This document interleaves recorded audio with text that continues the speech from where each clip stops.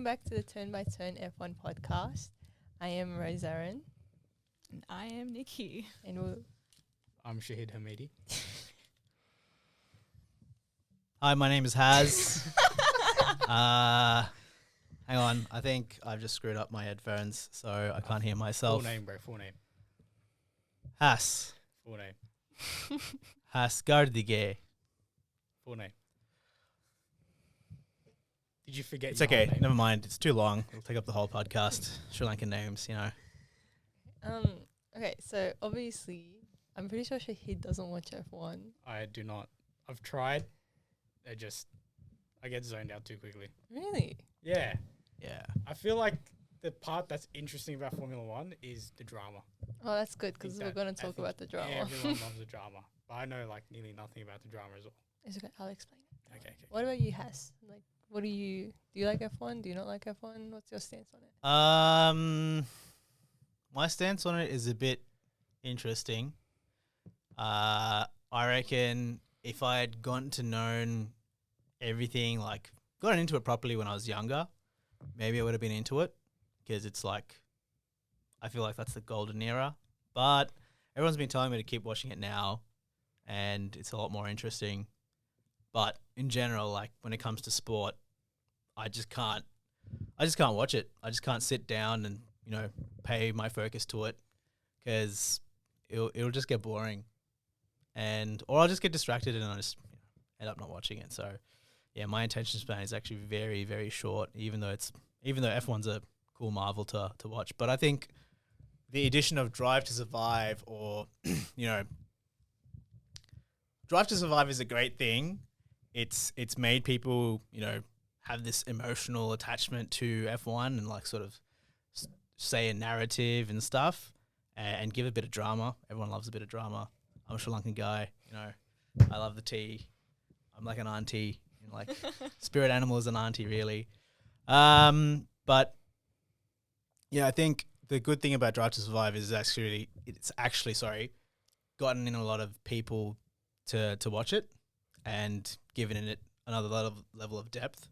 But at the same time, you know, you got people who are like not into cars, which is a fine thing. But it's like, man, like I hate being the gatekeeper, but sometimes like when guys or people talk about cars in the way they think they are like experts, or like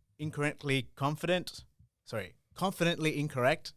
It's a bit how you going, you know. It's just like, this isn't right with me. But you know what? Drive to Survive is a good thing, very good thing. F1's a lot more interesting now, but yeah, I just think I just couldn't sit down and watch it. Time zones would help as well. Oh yeah, definitely. Yeah. Time zones are terrible. Yeah.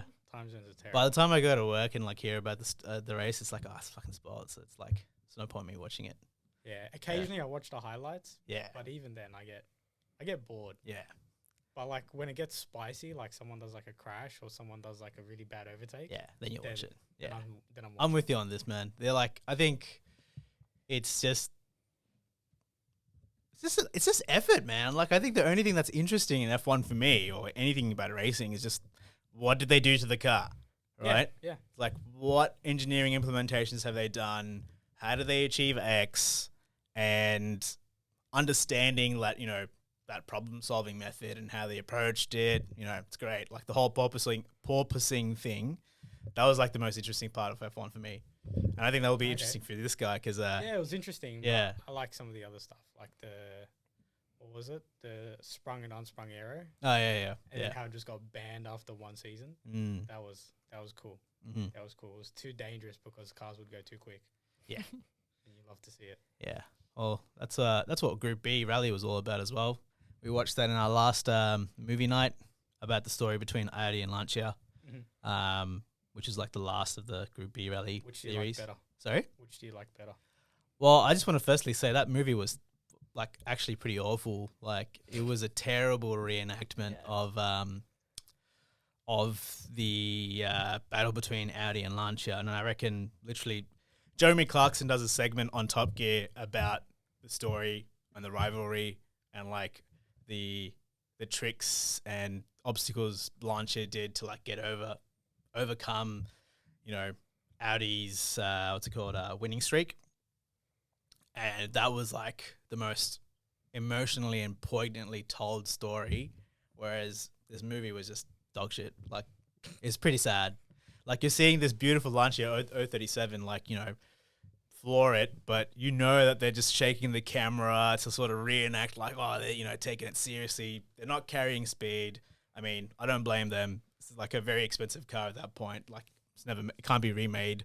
So yeah, they're not gonna push those cars like they did in Group B back in the day. But yeah, it's just kind of sad to see, you know, these movies be made with large budgets and they just don't take it full 10/10. Yeah, they just butcher it. Yeah, They just it's just butcher like, dude, why even bother? You know, Yeah. the whole, like, you're not gonna fool a car guy. So it's like, yeah, it's pretty sad. Yeah, I think there's like a handful of movies about cars and stuff that are actually good. Yeah. There's not a huge amount. And Yeah. I'm including like Cars 1, Cars 2. Cars Hey man, Cars 1, whew, Like that movie is goated, bro. man, it is Like, hardcore. You can hear Lightning McQueen's when he turns his car on or whatever. Oh man, Yeah. You can hear his twin plate clutch, dude. That's let me tell you Perfect. something about NASCAR. I reckon they have the best sounding V8s. Yeah, yeah. I mean, Yeah. they sound good. they sound nuts. They sound nuts, they and sound that pretty Lightning insane. McQueen is a prime example of that beautiful sounding V8. Oh yeah, 100%, Yeah, 100%. yeah. But there's something cool to substantiate what I'm saying about NASCAR having the best sounding V8s is what's it called? Jensen Button, former F1 driver. Do you guys know who he is? Hey, Nikki. I don't really know. Exactly. See, okay. Someone who doesn't even watch F1 knows who he is. Anyway, so Jensen Button actually raced or entered a NASCAR in Le Mans recently, Okay, Oh. just as like a, you know, it sounds like you're taking the piss explaining kind of thing, the and it Cars was 2. freaking amazing. Oh god, the engine is like, oh, and it did pretty well. It did pretty well, yeah. So they didn't, you know, just use it in NASCAR's standard aerodynamics and vehicle dynamics setup, which is like off-cambered tires and stuff to handle the banks. They've actually designed it specifically to handle Circuit de la Sarthe or the Le Mans circuit. So And it's do you guys think that like when creating car movies, they should be as accurate as they possibly Oh can? yeah, for Oh, sure. Yeah, 100%. Yeah. Because like so many people know a lot about cars. Yeah. So the good thing about Lancia and Audi, sorry, I went on a massive tangent. They got the noises right, but like, I think the guy who plays Niki Lauda in Rush Mhm. is the guy representing the Audi team principal, Yep. or lead engineer. Yep. So he at the start of the film, he's like listening to the to the engine, see if it's like hearing if it's like misfiring and stuff, and he's just putting his hand in crevices, and I'm just like, this guy has no idea what the fuck he's doing. Yeah, You know, it's that like- sounds a bit weird. Yeah, it's just like, oh, it's raining the same as last year. I'm like, Like in the other movie where he's playing as Niki Lauda, like that was an okay movie. that was a really That was- good that was a movie. good Rush was a movie. really good movie, man. Yeah, I think Yeah. that movie and Ford vs Ferrari. that Yeah, was a Ford good vs movie. Ferrari. Ford vs Ferrari is like Nuts. Up there. That's One on our next movie night. of- Yeah, I'm coming to that. yeah. What's his name? Christian Bale. Christian Bale. Christian smashed it. Bale Matt did a Damon. nuts job. Matt Damon, Man, that yeah. guy's a gun actor. Yeah, he's Properly, insane. like properly good. he's Batman, dude. Yeah, but And he's handsome as Batman. He's Batman. Yeah. He's American Psycho. okay. Yeah, American Psycho is good. I That is can't nuts. watch American Psycho. It freaked me out. What? Really? Ow. I love the aesthetics of it. Like watching it was so aesthetically pleasing, Uh-huh. but like the actual storyline, it creeped me out. I don't know. I think that's the whole point. That's of the it. whole point. It's Yeah, about it's an just- extreme narcissist. Yeah, Yeah. yeah. Yeah. I love how guys like idolize themselves over Oh my that God. movie. Yeah, well, Yeah. But this like- is going to turn into a philosophical discussion. Okay. about Anyways, narcissism. back to the conversation. I'm turning into Haas, bro. I'm just rambling. Yeah, just babbling.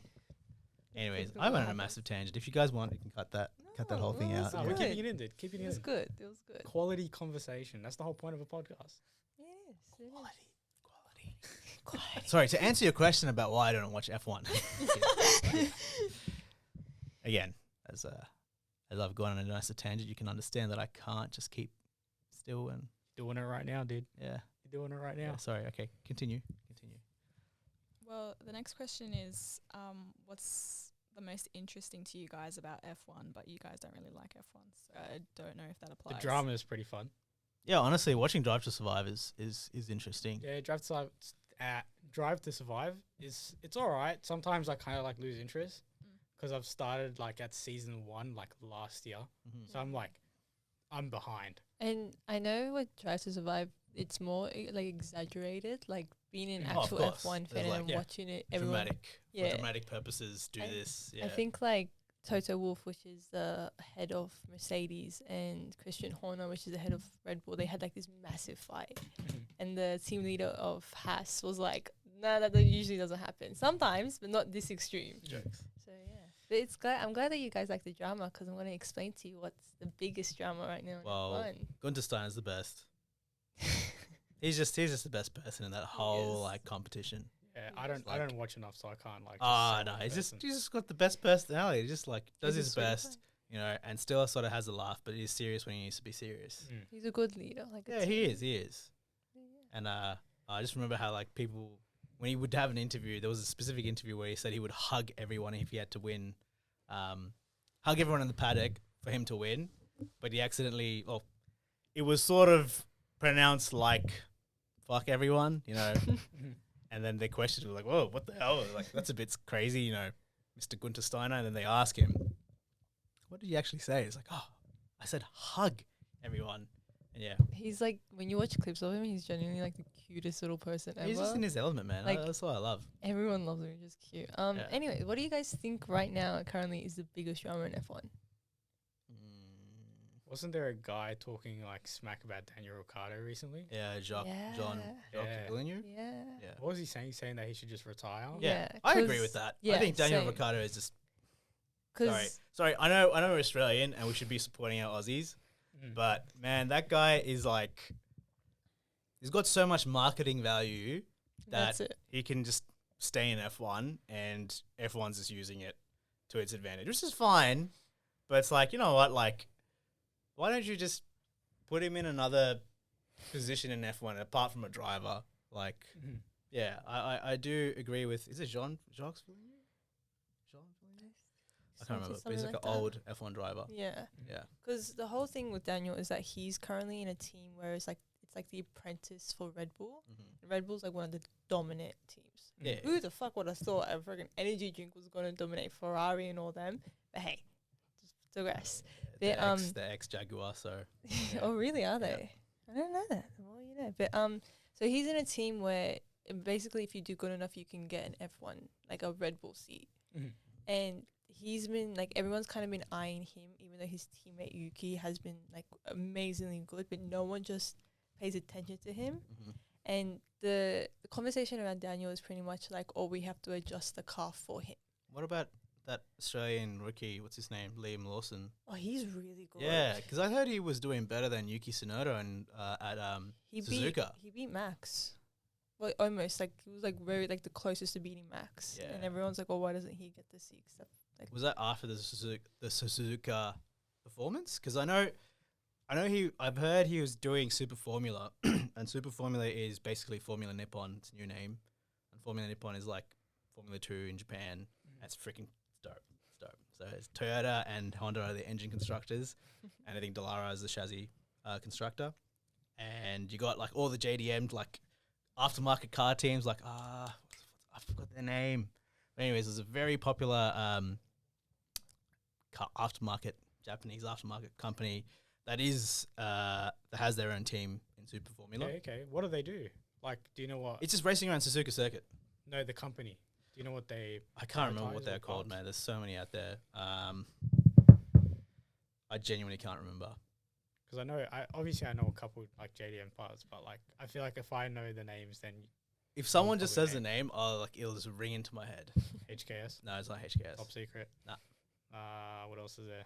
There's too many. It's like they're specific to like Nissans and stuff, but they're running Toyota, I think, or Honda. I don't know. It's either one of the two, to be honest. Okay. There's too many. Nissan have so many. Yeah, it's not like Toy Kaira or something. No. It's like something else. But anyways, I digress. Tangent. Once again, tangent. But yeah, it's totally fine. the reason why I think Liam Lawson does well and is better than some of the F1 drivers in Suzuka is because he's literally doing Suzuka for a competition. Like Super Formula is just circuits in Japan. But even like, cause Liam's a reserve for what's that team called? It's a Red Bull something. Toro Rosso. Toro Rosso. AlphaTauri, sorry. Yeah. Yeah. Oh.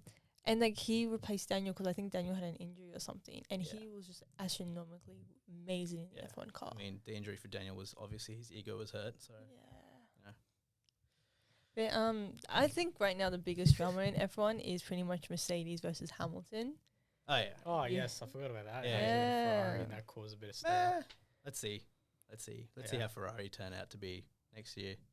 Freaking like it was a stir. Like when I first heard it, I went into work the following day and I was like, I was just talk at the table. I'm like, damn, Because I don't this think guy's ready to like retire. Yeah. Because I don't think anyone was like expecting Hamilton to ever leave Mercedes. Nah, Like everyone kind of yeah. thought he was going to retire with Mercedes, Mhm. and the fact that he could retire with Ferrari was like a big shock. Yeah, And especially now, like apparently they're giving George, like his partner, the better cars, like Mhm. better dynamics and everything in the cars, and it's like quite literally like Mercedes doesn't want to promote Hamilton or give him any type of wins at all right now. fair enough. Um, When you say better dynamics, I always thought they were just equal. They just had different race engineers to apparently they don't. give what they need. A side by side, like there was a side by side photo of Hamilton's car and George's car. Mhm. The recent race, I think it was Canada, and like George's one looks 10 times better than Hamilton's. Really? Okay. Yeah. I think that's just a matter of like driver feedback to the race engineer. Oh, Yeah. sorry, not the race engineer that Yeah. designs or basically implements the solution to get George X. Mm. So So you maybe it's a matter of just resources within the team that says, okay, Hamilton's not going to do his thing anymore. We're just going to put all the resources or a bit more resources towards George's car, and whatever George says to his engineer will implement without any sort of qualms or factoring in capacity and resources for Hamilton. because I I think- know that Hamilton's lead engineer for his car had moved to Ferrari before Hamilton, Okay, so that could possibly be make a change. Yeah. That could be the influencing factor for him to go there. probably. It's most likely is Mhm. because I know that he's like manager since he had like back in go karting days had like retired or something. So it's there's like big change for Hamilton, and especially because he was like snubbed off his like 8th world title. I think he's waiting for his 8th title, and then he's gonna retire. That's my opinion. Do you Mhm. know like what happened with his 8th No. title? Yeah, this got race that. control like screwed it up, and there was It another was Aussie bad. behind it. So it was like All of him it. and Verstappen had like 1 point difference, and Uh-huh. it was something like if Wait, was this like the other year? This is 2020. 2020 when 2020. like the overlap No, thing? 2020. It's 2022. Yeah, it was that- 2022. Yes. Oh, that was Yeah. everywhere. Yeah, I Yeah, heard about yeah, that. it was bad, and like even now people are like, oh, he's an 8th world champion, no, he's a 7th world champion. Yeah. And, like it's a big discourse. What are your opinions on Hamilton though? Like I know there's so many mixed opinions of him being like too much. So what do you guys think? Let me tell you something, because I'm finding this from the findings of just being in Formula FSA or Formula SAE. I find that it's more exciting to be in like a bit of a startup thing where you're like got no resources and you're like sort of stretching yourself thin, you're scraping the barrel. It makes you become creative and like really pushes yourself and excels yourself. I think Hamilton is a great driver, undoubtedly, but like he's got a well-oiled machine in terms of a team behind him. They listen to him because they respect him, kind of thing. He's not earning his keep. He's already earned his keep, and so he can sort of make it work with a really good car that has resources. Monetary resources is a big thing in developing a car, and with F1 was basically like a budget of a lot of money. You can get a pretty decent car. And so I think maybe if he was put in an equal, spec car, that's really like what will determine whether he's better than Alonso or something. And I think Fernando Alonso is probably the best driver there. Just his driver IQ is just nuts. Yeah, I Yeah. remember like one of the quotes that like he stuck with me is that he was racing Schumacher once, and they were like, oh, like he was trying to overtake him, and he was like, oh, how do you know that he was gonna break? Because it was like side by side, and he like Schumacher had broke, and Fernando was like, oh, because he has 2 kids at home. Yeah. And it just stabilized him being like, yeah, okay, Yeah. that's it. Yeah, I think like psychological factors are a big thing. Yeah. And like just knowing what people are like and how they like respond to pressure. Like just imagine someone's tailgating you and shit, and like, okay, I gotta like, you know, either lose this guy. This guy's gonna, you know, go in somewhere. What's gonna happen? When is he gonna do it? When am I gonna anticipate it? So, yeah, it's like, do I take the risk? And yeah, if Alonso says I've got 2 kids, he's got 2 kids at home, then 100% he's gonna. You know, Yeah, it was Yeah. like and then like even like I forgot the driver. It was one of the drivers that was like being burnt in the car. Like he had crashed and his car had gone up in flames, Mhm. and he was like he tried to get out a couple of times and he couldn't, and he was like, okay, that's it, I'm done. Like I'm just gonna die. Mhm. And then he was like, oh wait, I have like my kids are watching, I can't die like this. And then that's when he got it. Like that's when he tried the hardest to get out. Had that French guy that was driving for Has. Was it? Yeah, he had a crash. He was driving with Kevin Magnussen, Yeah. side by side. What is his name? Dude, you're like looking at me, expecting me. to- It's like starts with a Jean or something. Yeah. Yeah, it happened recently. Did it? Yeah, it happened recently before Mick Schumacher became a driver for for Haas. Yeah. I forgot about Mick Schumacher. Grosjean. Yes, that yeah, one. Grosjean. It was like and like he's like pretty much not burnt at all except for like his hand. Yeah. It was a sick photo. Like you can see he's coming out the fire. It looks that's sick nuts. as. Yeah. Yeah, no, Jeez, no someone clue. who doesn't watch I need F1. I need to watch more. It's F1 now. actually like Ah, when shit like that happens, it's so fun. It's like and especially on Twitter. Twitter's like the best. Like Hamilton was on Hot Wings, and the whole like Twitter page was just the horniest thing you'll ever see. Like it's hilarious. Hot like, Wings. What? You know It's Duolingo? wait, is hot wings when they eat the Yeah. chicken wings, the hot wings, and then there's that guy. Oh, Yeah. that the interview thing. Yeah. Yeah. right, we right, should right. we should do that one day. I'd win. Oh, reckon? have I'd you win in a guys ever heartbeat. tried the hot sauces? I'd win in a No. heartbeat. Yeah, no, thanks. I'd win, but I would definitely like die at home. Not from I- like I- just the you know excrement side of things. It's just like gas, just you know. Yeah, I And- reckon Bubble it you'd and stuff. struggle towards the end. I know, like I some reckon. kids in my I school know did you're it. ethnic, all right, and you can handle some spice, but like this stuff is like It's like the one that has it's like the nuclear bomb one. That thing looks like it would murder me. Like it just looks scary. I know some kids in my school did it like last year, and I think most of them quit on like the 4th level or something. Like What school did you go to? I went to St. Mark's. I have no idea what that is, but No sounds one very, does. very Yeah, neither. not ethnic. It had a lot of Filipino kids in it. Okay, Yeah, they because Well, don't really eat AJ's. spice, do they? Nah. Anyways. Anyways, Before this like- this becomes into a topic of discrimination. Oh, true. Okay. That's where it gets spicy, dude. That's where it gets spicy. No, That's no, where we no, go no, viral, no, man. No. Oh my god. No. We are very responsible people. Yeah. All right. I know you guys had some questions you guys wanted to ask us. And here we are going on multiple tangents. Yep. That's okay. No, it's totally we encourage it. Encourage it. Yeah, okay, okay. Encourage. Cool. Am I saying it right? Encourage. For those who are Encourage. listening to this podcast and, you know, are still listening, thank you for Hopefully. tolerating my tangents. Yeah. So do you have any like thoughts on the F1 drivers themselves? Like anyone in particular? I think we already Yeah, I expressed think that we Daniel went Ricciardo just needs to through leave. all that. I honestly don't know enough. Daniel Ricciardo needs to leave. Alonso needs to just become team principal of Aston Martin. Oh, speaking of Aston Martin, how do you guys feel about Lance Stroll? I don't know enough, to be honest. Oh my god, let me tell you. Okay. Let me tell you. Okay, I love talking I know about this. I know he wasn't great at the start, but there is like some media saying that, you know, in some corners he's actually doing like better than Alonso. In some corners, he's doing amazing. But But that's then just again, one corner. he's like, he's a younger driver too. And Yeah. the thing is that his daddy pretty much owns Aston Martin Yeah, F1. Lawrence That- Stroll. Okay. That's the whole reason why he's in F1. Mhm. And there was like this thing where if you watch his crashes, it's pretty much just him not paying attention. Like he just zones out and he will hit someone. Oh. It's like the wildest thing. And a lot of people don't like him because he blames the other drivers for his crash. Mhm. And it's kind of like, oh, he doesn't deserve to be in F1. Da, da, da. Well, if he's losing attention, then, mate, come on. Like, Like he said in an interview, Yeah. he how would rather ADHD play do you have to be tennis. to, like, you know, lose attention while you're traveling like 200 k's an hour? Or I miles feel an like hour? losing attention in a sport like Formula 1 is Yeah, it's like really I bad know, idea. it's like, are you sure you're cut out for that sport? Maybe you need to do like something a bit He more thinks he's intense. driving on like the normal road, just Yeah. like zoning out. Like, Someone said like he was trying to get Micro-sleeping. the aux cord or something. Sorry. Someone said that he was trying to find like the aux cord, like you know. The when you're, aux like- cord. yeah, he was trying to Like connect that. to the Apple CarPlay. So Oh, he God. plays hardcore Where's the tunes Apple to- CarPlay? Why, do you- why isn't Waze working? Lol. What do you think about Carlos Sainz? Because there's a lot of conversation. Yeah. Because he doesn't have a seat right now, and I honestly I- thought he was gonna go. Sorry. I think he'll get a seat. The thing is that he's rejected his offer from Audi, Uh-huh.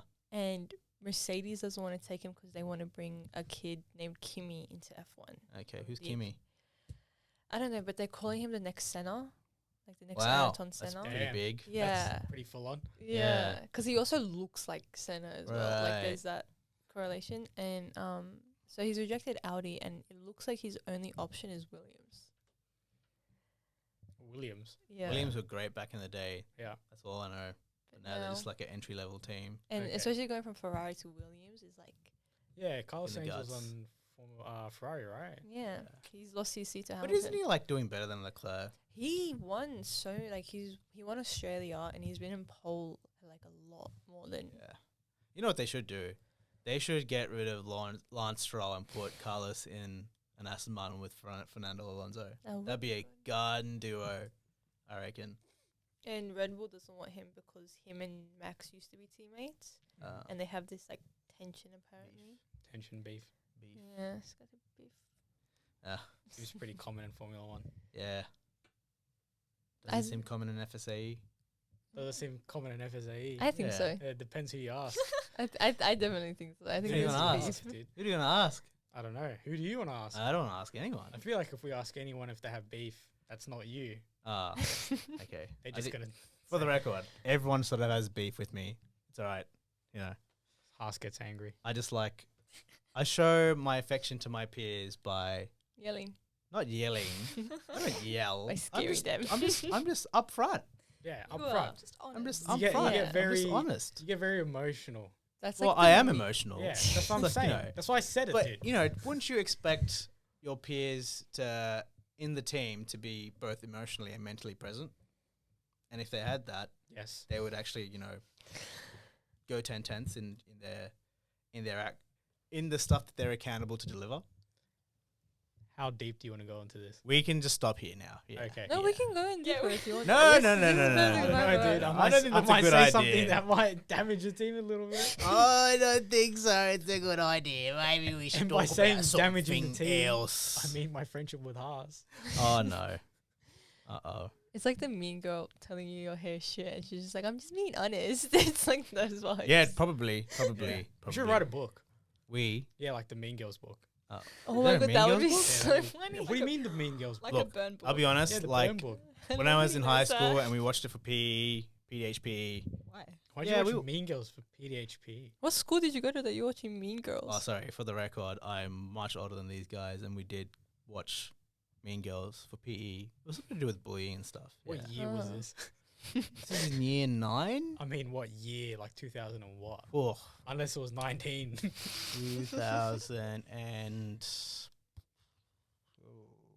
2010, I think. Oh, that's not too long ago. I think I was Yeah. in. No, I wasn't. It's like in kindergarten. Yeah. Whoa! Oh, gosh. Then you're in your 9 Dude, day. how Here old I am am I, still man? at uni. Huh? What? I feel like I'm so old now. You? Yeah. Why? Well, I'm only 22. She was in kindergarten. No, that kindergarten doesn't make No, sense. I was in kindy. Yeah. When were you born? 05. Yourself? Shit. 05 as Oh, well. God. You, Jesus. 02. oh, God. You're only 3 years Yeah, older but Yeah. it than just them. feels weird. Wait, I'm 6 years older than you. Yeah, but What? like Wait, how I'm old 9 are years older you? than you. you're like no, you're like 96. 28. Yeah. I'm born in 96. Yeah. Wow. I think my Jeez. uncle's born in 96. Huh? Okay. Yeah. My grandma had kids very young age. Wow. Moving on. Moving Okay, on. Yes, moving we watched on. Mean Girls for PE. It was great. Just didn't pay attention. Undiagnosed ADHD Yeah, case. Just, you know. Okay. Well, there's a book in it where one of the chicks just talks complete shit about everyone at the school. She like gets And photos, she cuts gets it photo, out. cuts it out, writes a marker. That's pretty toxic. Where toxic people did. Yeah, but you know what? Good on her for like getting it out of her head. Journaling. Rather than internalizing it. I feel like this was more like her just, trying to be Bitch. Yeah, but if Spot she's on. doing it to like, look, I think everyone should just have a council. Everyone should Council. just. go I seek I counselling. came here from my council. Okay. I love that. Yeah. mental health, whatnot. Mental health Prioritize. awareness. If you're in FSAE and you're not going counselling, there's something wrong with you. Bad. Yeah. And if you're studying at the same time, Yeah. Oh my god. You it's, know, it's, Yeah. it's quite a lot. Or doing full-time work at the same time as uni Yeah, not fun. and FSAE. Yeah, it doesn't. prioritize well your in you. mental health. That's Yeah. the message. Yeah. Prioritize your mental health. Yeah. Anyways, Anyways, what was the actual question that you asked that led us to this? I forgot now. It was thoughts on F1 drivers. Thoughts on it. Yeah, okay. Great tangent. Yeah. All right, let's just go to the next one. If you were in F1, who would you want to be driving with? Probably Haas. Anywhere where Gunther Steiner is. I don't know. I'd want to see who has like the nicest car. Honestly, I'd love to work for the underdog team. This just makes you like creative, and you're valued for the creative solutions you bring forward. I think when you work, if you were to work in a big, already established F1 team, there's not really much room to grow. You're going to be pigeonholed in one position where you're just, I don't know, designing a coolant pipe for, the car, and that's your job, and you do nothing else. Yeah, I think looking after, like, working for a smaller team, you tend to do a bit of everything kind of thing. So I think that's just with life as well. When you're working in industry, as outside of F1, if you work for a small business, you have the natural sort of inclination to do stuff that's outside of your role, but it supplements your role to deliver it well. Whereas in a big, large corporation, you're just like, okay, this is your job, these are your responsibilities. You do not do anything outside of that to, like, get things done, and you just sort of, pushing paper. Yeah. Yeah. do you agree with that? Yeah, with like the high end teams, like they've already got everything like sorted. They've just got like smaller jobs, Yeah. and they have like, are there regulations on how much money can be spent? Yeah. There's budget caps. Yeah, And well, there's, these like, guys are wind like, tunnel caps Like as well. I think Time in the wind Has tunnel, had yeah. to like what's the word? Downsize in a lot of their stuff this season because they didn't have enough money for the car. okay, like, is there anything that's like dodgy that goes on in Formula One? Where Oh, they go all the away with time. the budget? Of course. I feel like that's why, like in the small teams like Formula 2 and stuff like that, Yeah. they don't have huge budgets. So I feel like I mean compared to Yeah, Formula compared to 1, F1. Unless it's like obviously, joined with the academies. When it's in the academies, like Mercedes Academy or Ferrari Academy, then that's like Uh-huh. gold mines. I feel like working on like with those cars would be a lot more fun because there'll be a lot more problems that need to be solved, and like more engineering needed to be done to get it On what towards, car, like, sorry? like Formula 2, Formula Yeah, 3 for and sure. all that Yeah, stuff. 100%. I reckon it'll be more fun being on those teams. Yeah, 100%. Because the team's smaller. Yeah. You've got less budget. Yeah. And, But the pay will be shit. I think when you sort of accept that when you go into motorsport, right? But I think F1 is just like, probably have no life working in it, man. Like, I actually do not want to get into F1 if I was to ever get a career in motorsport. Yeah, no. Initially, I wanted to get into Formula 1, and then I joined FSAE. And I've been doing this for like 2 years, without seeing a single dollar, obviously, because I'm volunteering. Yeah. And it's stressful. Mm-hmm. It's very stressful. Looking at a white screen with just a simulation for like 3 hours, each time you run the simulation, it's not fun. Mm-hmm. It's not fun. Just for the simulation not to work at the end. Mm-hmm. Like, oh, I'm making thrusts somehow. And then everyone in the team just has something against Aero because Yeah, like Error. you. I don't have anything against Aero now. Oh, yeah, now. I've been humbled. All it took was a bloody vehicle dynamics seminar. Yeah, for sure. Yeah, I know for sure. 100%. Because then after that, you're like, oh, by the way, I Yeah. think we do need errors. Like, Yeah, exactly. Oh, who'd have thought? Well, I'm just saying for the speeds that we travel, Come on, spit it out. what's it called? Spit it out. The yield is very hard to make massive. I genuinely think the big spoilers that some of the other teams run is just real estate for sponsors. Yeah, no, we don't need big spoilers. Yeah, exactly. See, if we've got a good aerodynamic system, we can make the car a lot nicer to package. Nicer to package. More Yeah. dynamic. Yeah, More dynamic. just nicer to package. Packaging a car is a absolute nightmare. And yeah, whew, Okay. boy has it humbled me. Speaking about FSAE, what are your guys' roles in FSAE and what does that apartment do?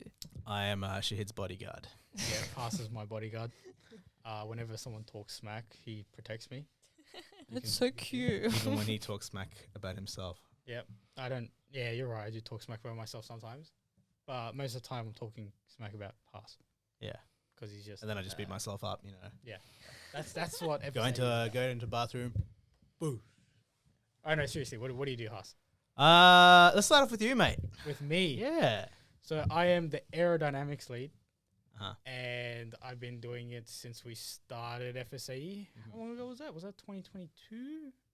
Yeah. Well, the club's now 2 years old. Yeah. So it's not 20. Oh, it is 2022. Yeah, Yeah. it is. So June 8th is when which is like 4 days ago, is when we started the team, or when you guys started the team, actually. So it started with Bowen messaging me on Discord saying, "Hey, have you ever heard of FSAE?"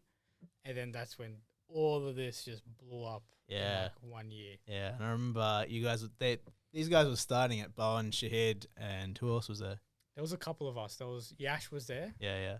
Lachlan Weymouth. Yeah. And Lachlan Harris. Yeah. And then another like couple guys that just left after like 2 months. Yeah. 1 month. Yeah, which I can understand why. But anyways, yeah, I was just making fun of these guys, like, mate, just graduate, man. You're not gonna university's not gonna support you and stuff, and then here I am in FSA. In FSA being like the one that's like demanding everything and running the team. Oh well, look, put it this way. So the reason why I was, talking smack and laughing back then was more so the mechanical engineering industry or engineering industry here is like pretty sad in Australia. Like, and that's for political reasons, which we could get into, but it's probably best for another podcast. And where Has gets actually really angry and sad. 3 hours. And but at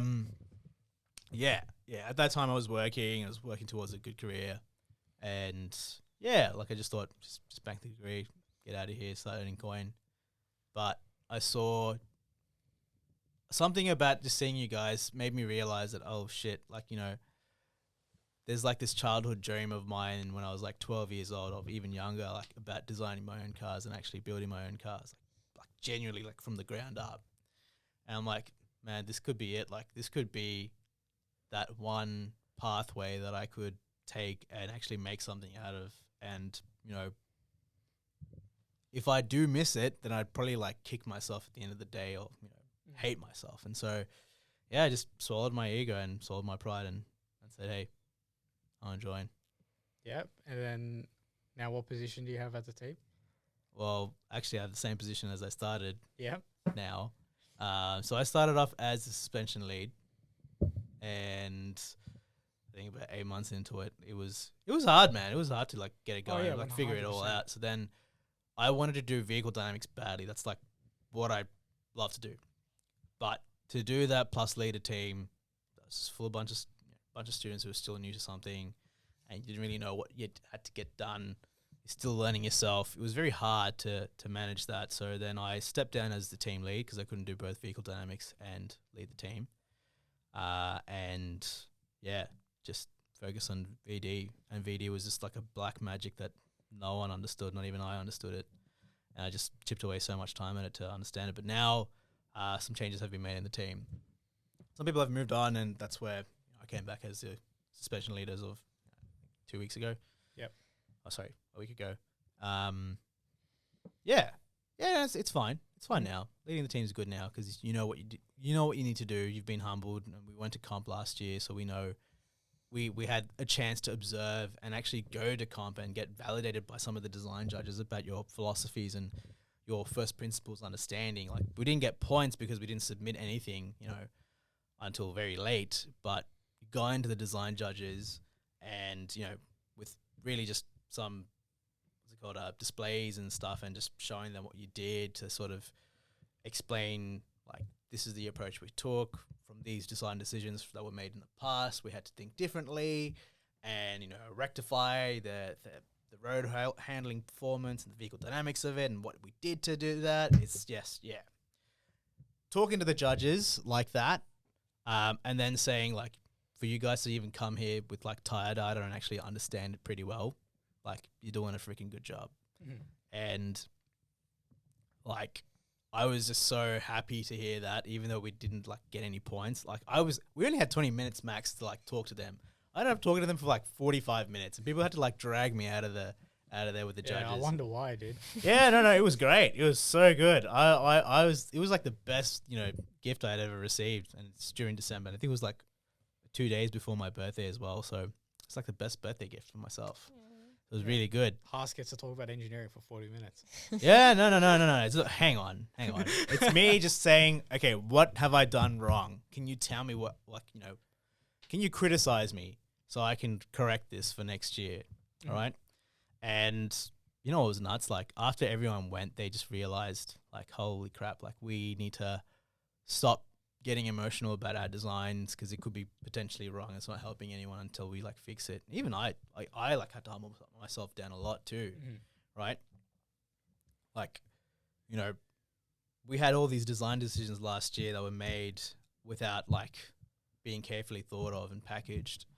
And then it affected the rest of the team in trying to make like, if I'm really quite honest, like paint a turd in gold, really, like polishing a turd is pretty hard.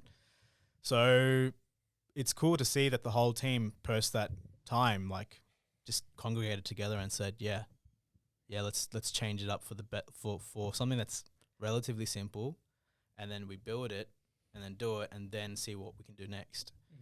So it's still a learning process for the whole team, but I reckon we can get there. Yeah, of course. Yeah, I think last year we really overcomplicated everything. Yeah.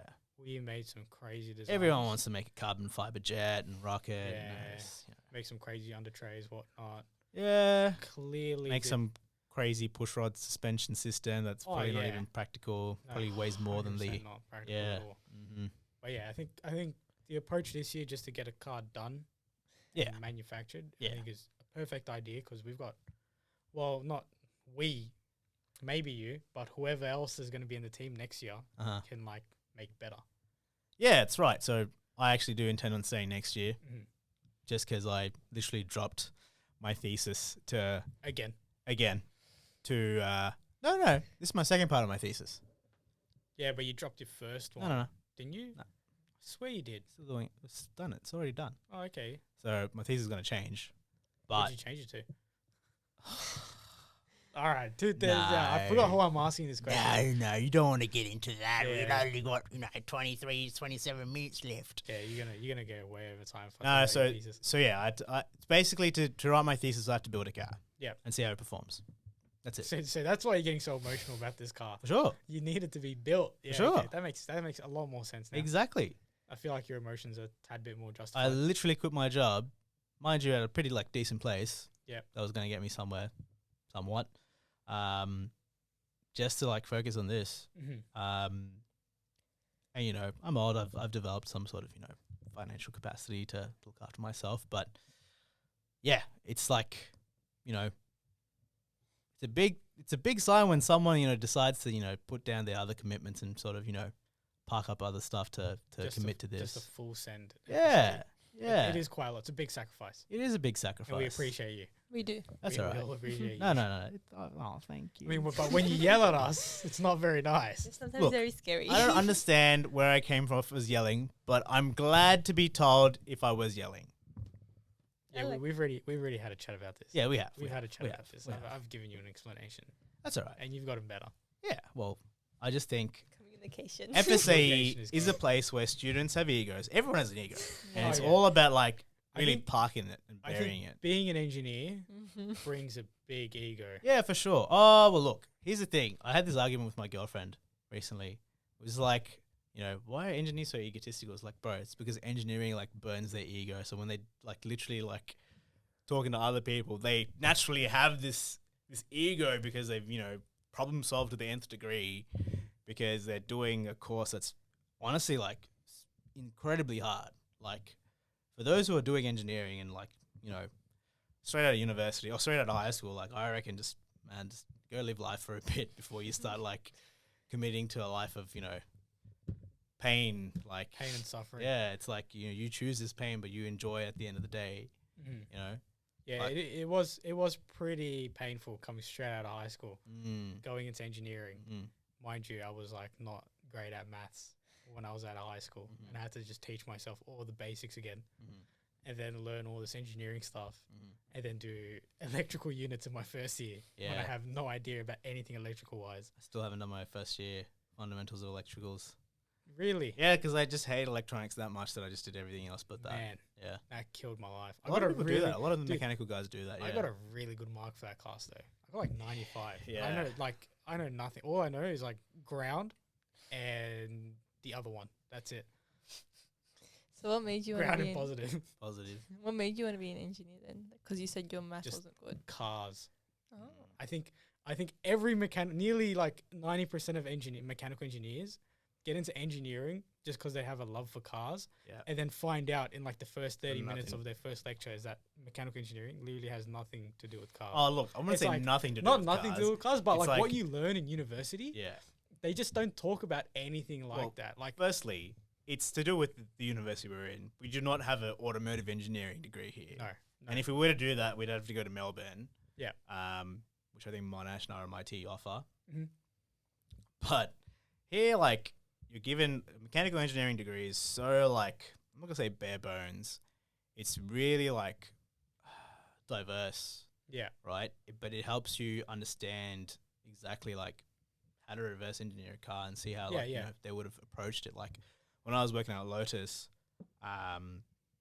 when you see the car up on the hoist, like an Elise or something, or an Exige, you can literally, like, observe the kinematics and the vehicle dynamics, you know, principles that these engineers actually brought towards in, you know, setting up this car and engineering this car.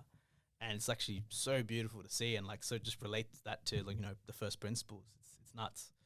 Yeah. So, yeah, I think the mechanical engineering, it's a lie at first. yeah. As you go through that degree, You learn things, and then you realize like, hey, the stuff I'm learning in like robotics or like mechanical design, like all these like small fundamentals, they're all implemented in vehicle dynamics and cars. yeah, just engineering a car, really. Yeah. Yeah. Yeah, it's essentially like you learn quite a lot. You just need to know how to like input it into vehicles, and then you need to put like quite a bit of time Yeah. in your own like time just to like Yeah. work on cars just to figure it out. Well, yeah, 100%. The practical based learning is what we're missing in the university, and that's why we started. No. So you That's guys why- started. Don't get it too. Sorry, yeah. That's why we'll say Bowen. Bowen started. We call him Bokage. I call him teddy bear Teddy bear. because he looks like a teddy bear. Like, have you seen him walking to you? You're like, oh, it's a teddy bear. Yeah, pretty staunch teddy bear. Yeah, that's what, like teddy bears are like. You know, like the I've got a pretty fluffy. What teddy kind of a bear. teddy bear do you sleep with? Like, like the you know, Like, does it have Okay. like muscles and stuff? Is it from Malta? is it like John Cena, like, you know, just in a teddy bear costume or No, something? like, you know how teddy bears are like stiff. Like, Dude, the teddy bear I used to have when I was younger was soft. mine was stiff. Mine was like a heifer. Like, you could chuck it and hit someone. I feel like that's pretty dangerous. Anyways, Yes. yeah. So Bowen Yes. Bowen came up with the idea of restarting the FSA team Mhm.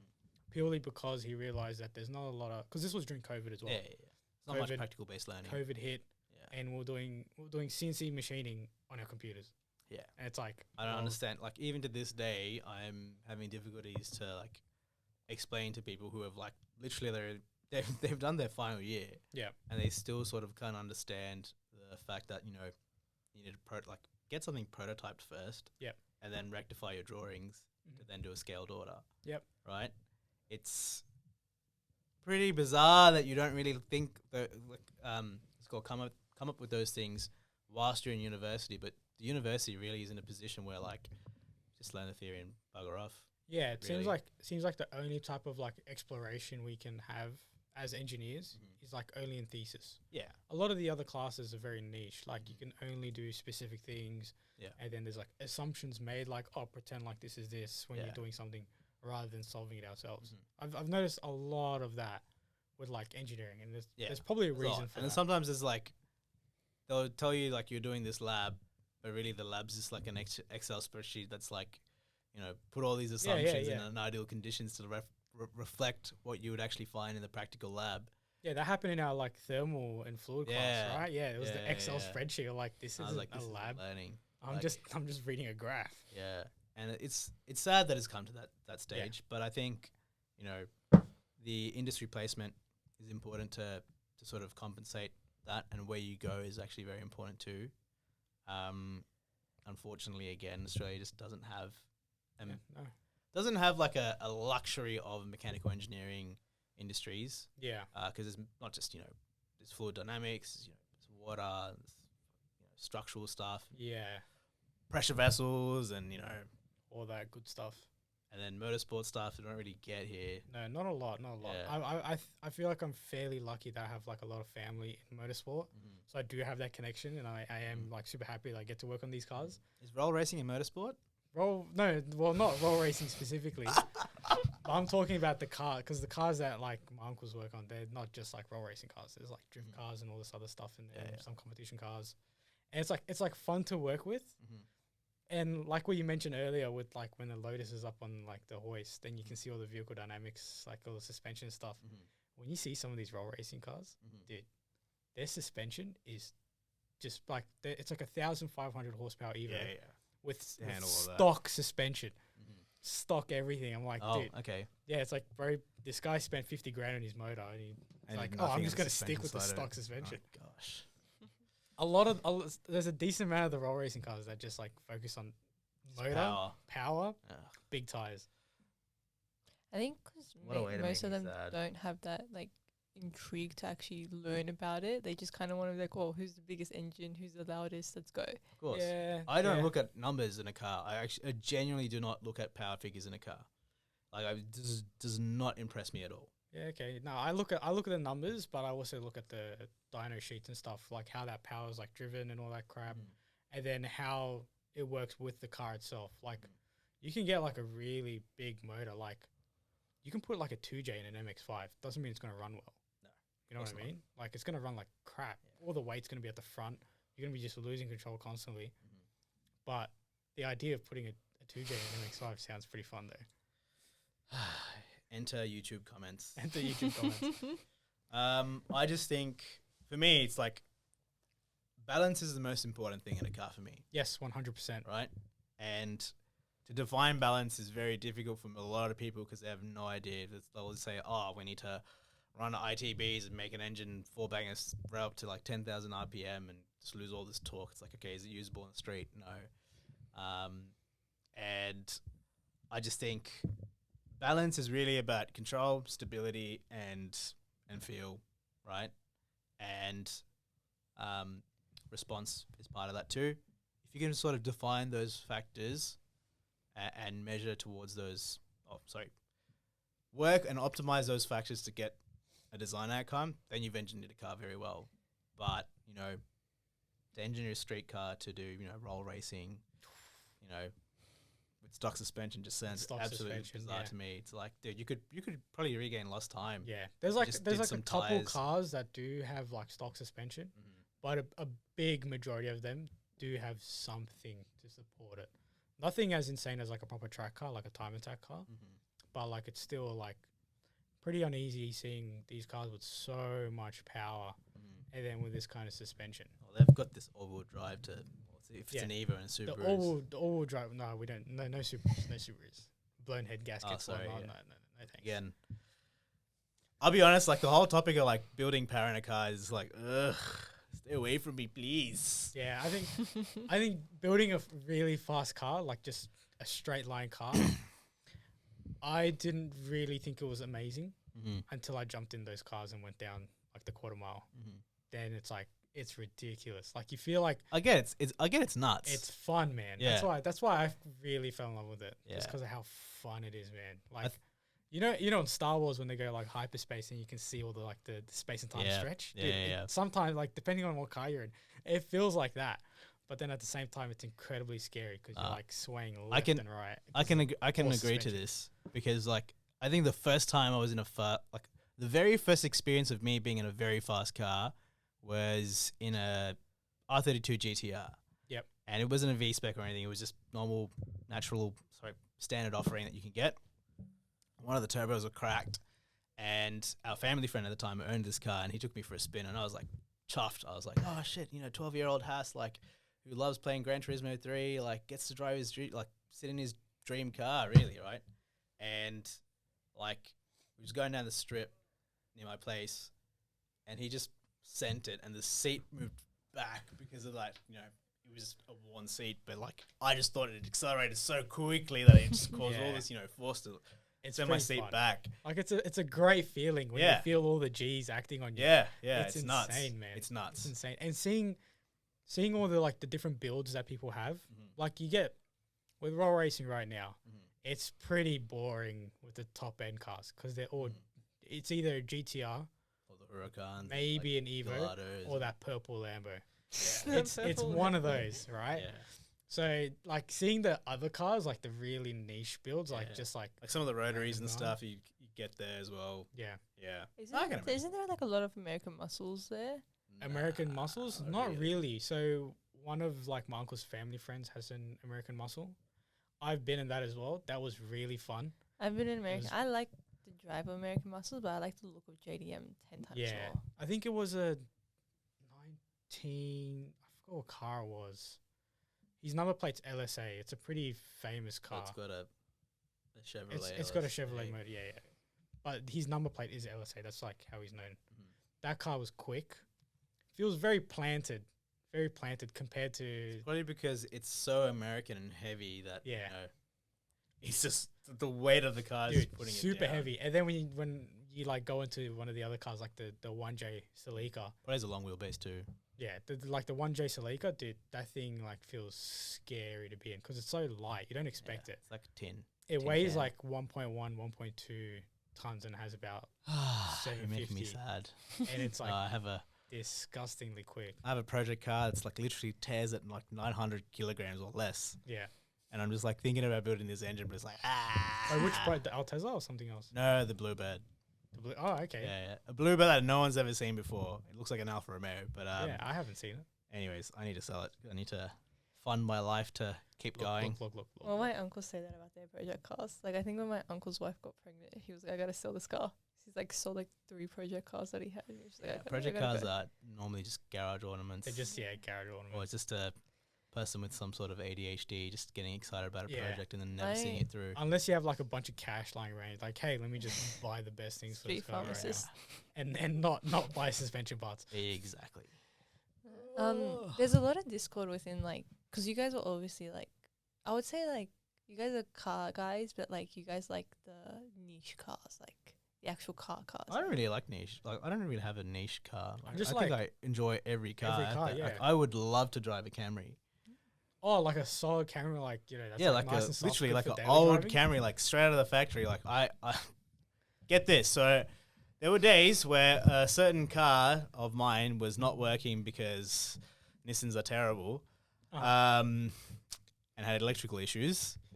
I would take my mum's Camry basically to a certain road, and I would have a lot of fun pushing it to its speed limit, really. The road speed limit, spiritedly. And it taught me a lot about driving, actually. Just driving different cars, really. It's just, handling weight and sort of managing the load transfer that you have on, like, each tire. So, I've had, like, certain moments with, like, Camrys, Avalons, and Orions. Yeah. Because one of my close friends, he owns one. Well, he used to own, like, a couple of them. Yeah. We've done some... Well, with me in the car, done some pretty dumb shit. Yeah. Which I can't say out loud, just in case if there's someone that's watching that might not like what they hear. It's pretty bad. And you want to know why people go to these Camrys, like people like us? Because Toyota. They're just reliable. They're just reliable. Dude, my uncle had a GS300 with the stock 2J. Yeah, NA. Right? Yeah. So he told me, he's like, oh yeah, they're really good cars. I once like serviced it. I tried to change the oil and like a handful of oil came out. So clearly there was an oil leak, right? So what he did was he filled up the oil, plugged it all back up and drove it for another 3 years. And like no problems at all. Then he sold it for like $4,000. Anyways. Bulletproof motor. Anyways, back to the question that I was going to ask before you guys went on a tangent. Sorry, go on. You guys are really enthusiastic about cars, and I know that there's a lot of discord between like cars, like the cars you were talking about, and like supercars, like the Lambos and Ferraris. How do you guys feel about like how do you guys feel about that discord between the two? here's one thing that's interesting I want to mention on this, actually. It's a good question. So I used to work with an ex-Ford designer, and I think he worked on like the territory in the BA Falcon. So the AU Falcon. The AU Falcon. Yeah, or the BA Falcon. I can't remember. All time. Yeah. AU Falcon. Yeah. Michael Menzies, if you're listening to this, shout out to you, mate. And we actually wanted to start a podcast together. Okay. Yeah, Get him yeah, on. no. Get him Yeah, on. I actually would. He would be great to Get him on. talk to. I wouldn't mind talking to someone No, that he's helped he's with the They just he's design. a take our podcast genuinely now. good Fire. man. AU Falcon did. He's a good guy. He literally, you know what he looks like? He looks like Moog from Mighty Car Mods. Really? Yeah, and he gets mistaken for Moog. Nice. But yeah, it's not him. But Yeah, he's a top bloke. Anyway, so Menzies was telling me that there's a saying that the real Lamborghini enthusiast doesn't buy a Lamborghini brand new; they buy it secondhand, because it's all the cashed up people who you just want fashion, really. You just buy these cars for fashion, and they eventually sell it because they just want the next best thing, right? It's more like a status thing. Yeah, it's a definitely. fashion thing, 100%. It's a nice looking car. It's It is, very it is. unique. I mean, it's doing its job. It's been a poster boy. Sorry, it's been up in a kid's poster on his wall, poster car, whatever you want to call it. I've got a little cousin who's like 4 or 5 years old. Like he just like screams Lamborghini. golden Lamborghini. I'm Yeah. like, bro, where are you gonna get a golden Lamborghini from? Yeah, exactly. Think realistically, bro. Get like a Toyota or something. Yeah, it's like Lamborghini. Toyota. It's good, Get man. Toyota, man. You know what's good? I reckon a classic that's gonna go up in value is TRD Orion. That's a dope car. Those are sick. Yeah, Those are sick, man. yeah, My mate that had all those cars and stuff. He had an Orion, a Sportivo. yeah, People would look at us and be like, "Oh, it's just a Camry," yeah. and then would be surprised with how quick it actually was. Exactly. They're There's the very reason why quick. Lotus chose that powertrain to put in the Exige V6. So Super anyway, quick. sorry to answer your question. Yeah. So yeah, Um, I think with like the niche cars that we like and like JDM, and then comparing it to Euro cars in general, not just like the supercars, but Euros in general, I know there's a lot of drama with it where there's like guys with like that like supercars are like, oh, JDM's for losers, Yeah. and then people that like JDM are like, oh, supercars are just for like rich boys and all this crap. I feel like you should just appreciate all cars. Like Yeah. they're all great individually, right? I agree. Other Yeah. than like a Golf GTI. Oh my god. Other than that, Yeah, Yeah. I agree with that. no thanks. Yeah, Every I other can't- car, I'd love. A Golf GTI is just Yeah, I just can't do golfs and I can't do Audi Golfs, Yeah. man. I whole can't. thing. Yeah, apart from an RS4, RS4s are cool. Yeah, the They're B4, not bad. B7 RS4. That's a freaking dope car. Like And a- like the old RS. like a brand new Golf, sure. They look nice, if you do tasteful mods. Nah, But like, there's just so many other cars I'd rather have. I just can't do the whole thing. I just do not want to be labeled as someone who has a fart cannon car. My girlfriend literally is like, "Oh, why is this car's not combusting fuel properly? Your car's not running right." That's literally someone who's not into cars knows that. Yeah, That's yeah. and like all the guys who do this, resonator delete and like Whoa, crackle no, pop no, tune and It's, stuff. it's called a stage 2, bro. Stage Stage 2. of course. Yeah, it's stage 1, stage 2, Okay, stage 3. so we'll explain it to you guys. yeah. Without mansplaining, sorry, I just got that stare from Nikki is like, ugh. No. So stages are like what's packaged by like a person or a dealer or a workshop that is going to give you a package of several mods and says, hey, look, this is your entry level package that you can go for this price point. Stage 2 is up from that and whatnot. How a proper car guy would sort of go about this is actually sort of identify those individual parts that make up that stage or Yep. kit. Yes, Right? yes. So Yeah, I think that the JDM guys, they usually go a lot more specific. Like they explain like why they've Mhm. decided with this, why they go decide with that. But then like your typical like Euro car guy, that's like not very knowledgeable with cars and just like driving and full sending it everywhere to be Can't- try basic. Look, I don't think it's just the Euros, man. I think it's the JDM.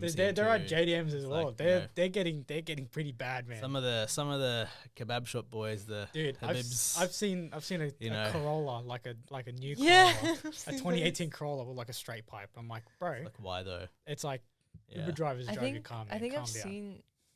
Someone had an MG and they tried to put like the 911 Porsche sticker. Oh my god. They Oh like my did God. that to the Oh my MG, Why? and I was like, oh, Yeah, no, I remember one time. This just brought up a weird memory that I had ages ago. Because this guy knew that I was into cars, sort of thing. This is like, I don't know, 5 years ago or something, or 7. He literally came up to me. He's like, "Oh, I just complimented him on his Mazda MPS, like a Mazda 6 MPS, which is a good car, Yeah, good car. cool car actually, Power steering to underrated, the next level. And he's like, "Oh yeah, thanks, bro. I'm gonna go to stage 2 soon. And I'm like, Oh, Khalas. like, Khalas. kill No- myself no now. Like, stop. Something needs to be done about guys who buy these cars, and specifically to just, go stage 2 and stuff, and just drive it, just enjoy it. If you're bored of it, just sell it. Get a better car. Yeah, but like at the same time, like everyone's different. Yeah, Everyone likes to do what they want to their car. but do that to the So- forever car. I think forever cars is a very deep thing as well. Yeah. Forever cars, because like I know some people, myself included, that have like forever cars, and they're just too scared to admit that like you can get a much better car. Yeah. No. I admit I can get a much better car than my forever Yeah. car, but And like I've the put in modifications, so like, much money in that car that it's just. Do you have a forever car? I don't know. I don't have. Why, what are you driving? A mum's Lexus CT 200H, which is Oh, a yeah. great car. Great By car. the way. Great car. At the moment, I'm driving my Toyota. brother's Impreza. Oh no, Impreza. Oh no. Oh no. Go back to Like the Lexus. 93. Sprockets Impreza. Sprockets Impreza. Yeah. What about his Pulsar? He just told me he got a turbo kit for it, like a, Yeah. Oh a no. manifold. and When I stuff. was listening to that conversation, I was like, kill me now. Just Yeah, that's gonna be a fun car, maybe. depends on how it's executed, really. Yeah. If he could just get a VZR N1 Pulsar, Jesus. Yeah, I've seen a couple of those at roll racing. beautiful car. Disgusting, dude. It's like a little box car. No, in a good way. Oh, okay, yeah. Right? It's just ridiculous. It's Yeah. like, I think he's running about 1,200 horsepower in this small bucket. It's And ridiculous. it's just only powered in the front wheels. I Yeah. think it's all-wheel drive. I I might be mistaken. I'm not sure. There's like a lot of insane cars. Like some of these people's reactions to some of these like small cars, Mhm. they're hilarious, dude. Like, Everyone's doing the same thing with like DC2 Integras and stuff, right? Oh, yeah, They're a lot- you taking see a the lot of CRX all-wheel drive train system and putting it into a DC2 Integra to Yeah, make it yeah, all-wheel drive yeah, to they're push just so going much more power. crazy Yeah, it's with it. nuts. yeah. It's funny. You can actually see that in the tunnel on the under train of the DC2. You can see that they've actually got a provision for. Yeah, okay. No, Yeah. I haven't seen Well, the it could be underbody just the of exhaust, but all-wheel drive yeah, you can still systems. run the CRV train. It's called axles and Oh, drivetrain. here's a good question for you guys. My mom growing up had I had saw a BMW i8 and I had fallen in love with it. And then I had told my mom I wanted it when I was older, and she told me that BMW was Europe's Hyundai.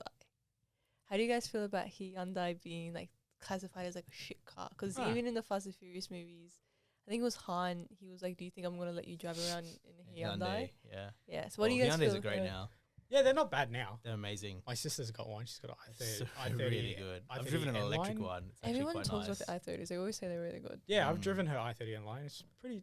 It's a decent car. I mean, Yeah. it's anything that has like good suspension, nice comfortable seats, and isn't manual is I'm gonna like it a bit more than my car. Yes. Because you have a Miata, Anything that right? doesn't drink as much MX-5. petrol as the freaking car that I have is a nicer Oh car. yeah, the V8, the petrol guzzler. Yeah. I cry every time. Do you have to like fill up every time you go for a trip to uni? I just don't drive it anymore. You don't drive it? What did you drive here today? I took the train. I took the Opel took car. the I took train? the Opel car today. Yeah. Public transport Yeah. Haas. That's Yeah. new. Yep. Then we're like switching, man. Jobless Haas is resorting to different means. Jobless Haas. Yeah. Do you want a yeah. job? Huh? Do you want a job? No. Oh, Okay. No, I was gonna say, I just need to build a car. My car needs a bit of They- a polish. Oh god. I can give you a zinger box. That's about Zinger it. box. Jeez. If you throw in some of your project cars, I can make it 2 zinger boxes. Oh yeah. And then we'll be sweet. Call it even. Do you need a hairdryer with that too? You know? Oh, you think you're funny, huh? Yeah. Just because I drive an MX-5. Yeah. Ah, I've got some hairdryer parts at home actually. My first car was a Do you? hairdryer. Yeah. do you actually? Oh yeah, you did. You used to have one, yeah, didn't you? yeah, Yeah. I did. Yeah. No, I did. think I'm gonna. We'll see, because I'm gonna work on it in a couple weeks, Mm-hmm. getting it painted, Mm-hmm. getting the whole are body you getting a redone. pink? I'm not making it pink. He's gonna make it VS Sassoon maroon. I'm gonna. Remington matte black. No. I'm talking to the guys at Yaks Motorsport, and we're gonna talk about colors. Yaks Motorsport. Never heard of Like them. girls picking out their nail color. Yeah, they're pretty good at like resprays and stuff. They're really good. They did all my uncle's cars. Yeah, doing a car paint job is Not is easy. a very touchy topic to a guy who's into cars. Yeah. I am aware. So yeah, gonna get that resprayed, get it all sorted, Uh-huh. and we'll see if I like properly like fall in love with the car. Is it better to wrap a car or to like respray a car? Cheaper to spray. Oh. Much. Mm. Yeah, it's cheaper to spray. No, it isn't. Yeah, wrapping is more expensive. A good respray. It depends on how deep you want to. It Yeah. really depends. Depends, because like Yeah. a paint job can like depending on the paint you get can go and And super the level of prep expensive. work you want to put into it. But then with wrapping, there's like a lot of things that people don't understand. Like the way you wrap changes the color of the wrap. Like Like, if you don't. if your car's dented, there's no use wrapping. Oh it. no! If you stretch it incorrectly, it will Uh-huh. change the color of the wrap. Yeah. And there's like a lot of prep work with Uh-huh. wrapping and like keeping the temperatures Uh-huh. right, Uh-huh. all this stuff. I get it all the time on my TikTok. That English guy. Do you guys know him? He does like all the No. raps and stuff. No. Yeah, I always get him on my socials. It's just- so fun to watch. Wrapping is just. You don't like it? I don't know. Something about it just feels like. Yeah, I'm not a big fan of wrapping. Yeah. It's probably like a bit of elitist gatekeeper thing happening for me, but yeah, wrapping just feels like a. I guess the reason why I don't like wrapping is because there's some really gaudy colors out there, and some people decide to wrap their G63 in freaking chrome Or like gold or matte something, purple. or freaking teal or matte purple or green. You're just like, what the hell is wrong with your eyes? Like, I think a good paint job would looks much better than a good wrap, easily. and like the key to find a good paint job really is to find someone who's passionate about what they do. Yeah, Yeah. 100%. Yeah. 100%. I think that's a very important thing to understand in Australia as well. It's like there's a lot of people here who do those things, like side hustles, and Yeah, there's like all with all due respect, they can do their side hustle, they're earning money and stuff. But like, you will never ever beat someone who's actually passionate about their work and made it their main craft, and I think They're that's loving with anything really, like in any career path. yeah. But like, you'd be surprised how many people try to help out. Oh yeah, we'll just do it in the backyard. It's just water down some, put some water down in the concrete in the garage and just put some 2-pack in. And it's before you know, there's dust all over your car. Yep. Have you talked to Yash about painting and stuff like that? No. He's hilarious, dude. He's got an RA28 Celica as well. That's his And- brother's car, right? Yeah, his brother's car, and it's like bare metal at the moment, I think. Is it rusting at the moment? I'm not sure. I haven't asked him those like touchy questions because rust in the RA Celicas is disgusting to Hand deal in with. hand. Yeah. It's disgusting to deal with. Just Uh-huh. the rails just get demolished. Uh-huh. But he's painting that car in his garage with spray cans. Jeez. That's, A prime specimen of a vehicle. has he put it in? Has he at least coated it with primer? I think they are gonna coat it with primer. I Okay, assume. So. I 'Cause hope so. I was gonna say, like, even coating it with primer is porous. It does cause rust. Yeah, I'm you don't pretty seal excited it. to see how it comes out compared to some of the other RA Celicas. I think it's that just we gonna have. look like every other RA Celica that's up on marketplace at the moment. Just half paint Yeah. job done and half paint yeah. job done. Here you go, guys. I can't finish it off. Here's a yeah. Yeah, no, but I'm excited. I'm TTG. excited to see that finish because they also want to put a 1J in it. What is with people putting 1Js in cars that can't fit a 1J? What do you mean, package a bro? 1J. They fit 1Js, man. Ugh. The RAs fit 1Js. TAs don't. That's all you need to know. Oh, is the RA the longer bonnet? Yes, the longer bonnet. Is that what you were confused about? Yeah. The sorry. the TA, the 22, 23, and I think there's a 28 and 27 of the TAs. They have like a shorter, what's it called, engine bay. Yeah. RAs, on the other hand, which is That's why right. they're really hard to find. Have Yeah. they have a 6-cylinder, That's because like they run engine like the 18 RG engine. double carb. I think I'm not sure if it's I don't double know. carb or different one's double carb. Not sure. Don't they just run like Hilux motors, 22Rs and stuff? Okay, anyways, so Okay. the podcast has gone We on did for a really- little too long. So we're going to end it here now. Oh, shit. Sorry. Do we have any other questions that we can just do quickly? Yeah. I Something about FSAE. Yeah, something about Yeah, FSA. let's think real quick.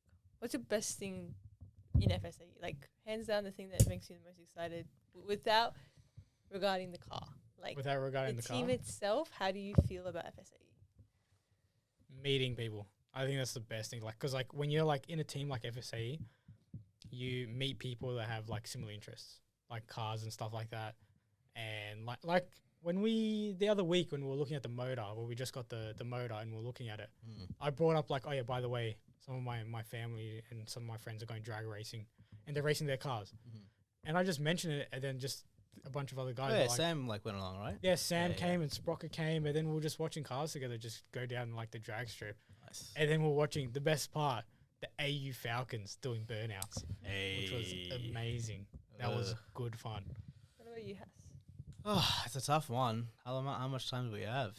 Just 5 like minutes. You got a 5 sentence. minutes max. What was the question again?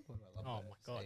Well, what do you like about FSAE? Like, what do you enjoy In the the most? team in general. In the team in general, in the not team in including general. the car. Anything but the car. It's really a good place to really humble you down. You might think you know a lot, even about engineering as you're doing your degree, but as you're like achieving each milestone and accomplishment or deliverable, you realize where things could be improved. Yep. And it's a good domain or medium to really constructively build your engineering acumen. And, you know, you just got to get to it, and you actually learn how to manage conflicts pretty well, because if you're not making enough conflicts, something's wrong. Yeah. And Okay. yeah, as in like design conflicts. Yeah, design conflicts. Yeah, Yeah. that's fine. Yeah, Personal conflicts. personal conflicts is a different story. Different story. Yeah. But that's the thing. Like, you have to learn how to detach that stuff. Yeah, you And gotta like, you learn think- how to not take things You personally. think, you think, like, even if someone was to be like 20 years in the industry and, you know, be an FSAE, I reckon they still have a difficult time and leak some unprofessionalism, which is like, it's normal. Yeah. It happens. Like, no Yeah. one's perfect. And, you know, even they learn more about themselves at a different angle. Yeah, of course. So it's really just a learning journey that one undertakes. But really, it's like, the thing with FSA is like, it's the amount you put in is really important. Hey, we said one thing. Sorry, my bad. You've listed like 4 things, dude. Oops. Okay, we'll end the podcast here then. So thank you for being on the podcast. All good. Anytime. Thanks everyone for Anytime. listening to me babble. And Certified thanks for babbler. everyone listening to me. Just tell Haas to like Stop babbling. just shut it for a bit. Stop babbling. Okay, Oh. bye. I do not